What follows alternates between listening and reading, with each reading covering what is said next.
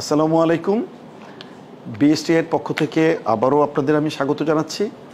আমাদের প্রাত্যহিক যে ভিজিলেন্সের কার্যক্রম পরিচালিত হয়ে থাকে তারই ধারাবাহিকতায় আজকের ছোট্ট একটি বিষয় আমি উপস্থাপন করার জন্য আমি সকলের বিনীতভাবে অনুরোধ করব, সকল আমাকে 2 মিনিট সময় দেবেন।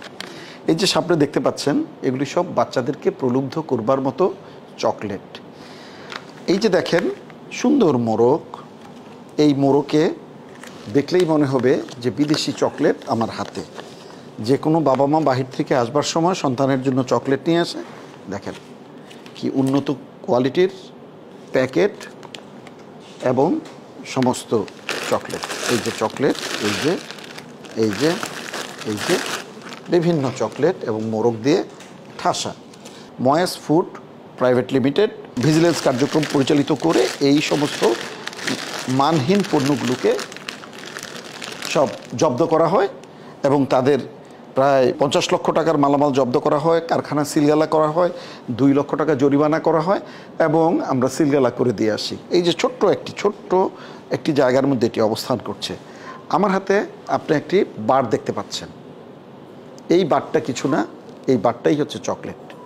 কোকো পাউডার সাথে টোস্ট বিস্কুটের গুঁড়ো মিশিয়ে একটু চিনি দিয়ে অন্য কোনো উপায়ে একটি তৈরি করা হয়েছে। আমি এটা ভাঙার চেষ্টা করেছিলাম, এত শক্ত আমার কাছে মনে হয়েছে যে ছোটোখাটো লোহাও বোধহয় তাড়াতাড়ি ভেঙে যাবে। এটা ভাঙতে যে পরিমাণ পরিশ্রম করতে হয়েছে আমার, এবং এটা দাঁতে লাগিয়ে কামড়ালেও এটা আপনার কি বলবো যে ভাঙে না। অথচ বিদেশি যে সমস্ত চকলেটগুলো আমরা এনে থাকি বা দেখে থাকি, এগুলি কিন্তু অত্যন্ত মোলায়েম এবং সফট, এগুলি বাচ্চারা খেতে স্বাচ্ছন্দ্য বোধ করে। এই কথাগুলো বলার পিছনে একটি কারণ, আপনার এগুলি আসলে ফেক প্রোডাক্ট। সুন্দর মোরকে মোরকজাত করেছে, ফেক প্রোডাক্ট। জায়গার সংকুলন নেই, ছোট্ট একটি কারখানাতে এটা উৎপাদন হচ্ছে, উৎপাদিত পণ্যটাকে পরবর্তীতে এইভাবে প্যাকেট করা হচ্ছে। ডান হাত, এটা হচ্ছে অরিজিনাল প্রোডাক্ট, এটাকে সুন্দর একটি অবয়ব রূপ দেওয়া হয়েছে এবং এরপরে দেখেন মনোলোভা প্যাকেটের মধ্যে এটিকে প্যাকেটজাত করা হচ্ছে এবং সুন্দর একটি নাম দেওয়া হয়েছে। শুধু তাই নয়, এটাকে গ্রহণযোগ্য করবার জন্য পেছনে লেখা imported by SR traders, imported by SR traders, Agrabad, Chittagong. যে কোনো মানুষ এটাকে দেখলে একেবারে নির্দ্বিধায় বলে দেবে যে এটা একটা ইম্পোর্টেড একটা পণ্য। খালি প্যাকেট মোরগ।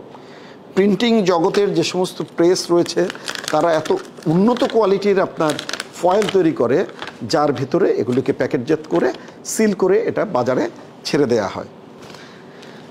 এই যে দেখেন ছোট বাচ্চাদের ললি, এই যে ললি, কে বলবে যে এটা দেশের প্রোডাক্ট? এটা বিদেশি প্রোডাক্ট হিসাবে সম্মুখে উপস্থিত হয়।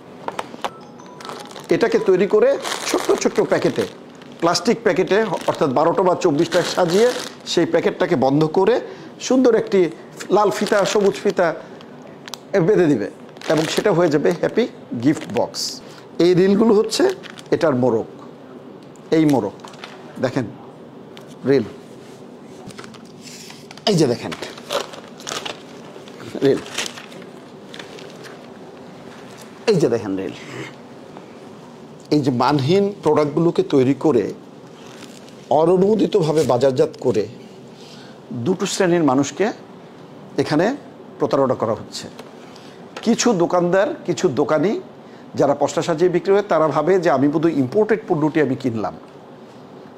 আসলে তারা ইম্পোর্টেড পণ্যটি কিনলো না, এটা ফেক পণ্যকে কিনলো। আর দ্বিতীয়টা কি? দ্বিতীয় হচ্ছে সাধারণ ভোক্তা যারা, গ্রাহক যারা, তারা এটি গ্রহণ করেছে। আসলে এগুলি সবই হচ্ছে ফেক প্রোডাক্ট। এবং এই কথাগুলো যখন আমি বলছি, সত্যিকার অর্থে মন খারাপ হয়ে যায়। কারণ এগুলি কারা করছে? এগুলো কিন্তু আমাদের দেশের লোকজন করছে। এই জিনিসগুলো আমি মানুষকে সচেতন করবার জন্য হয়তো আমি কথা কি বলছি, কিন্তু যারা বারংবার দেখছে তারা কিন্তু ভাববেন আদৌ কি এদেশের মানুষ সভ্য? তারা এই ছোট ছোট কোমলমতি বাচ্চাদের জীবন নিয়ে ছেড়িবেনি খেলছে। যখনই এটা কোনো নিয়ন্ত্রক সংস্থার আওতাধীন আসবে, যখনই কোনো রেগুলেটরের আওতায় আসবে, তখন কিন্তু তাদের নির্ধারিত প্রোটোকল মানতে হবে। আনলেই কিন্তু আমরা এটা আমাদের কেমিক্যাল টেস্টগুলো আমরা করব। আমরা দেখতে পাবো এখানে অসামঞ্জস্যপূর্ণ কত জিনিস রয়েছে, অস্বাস্থ্যকর কত উপাদান রয়েছে।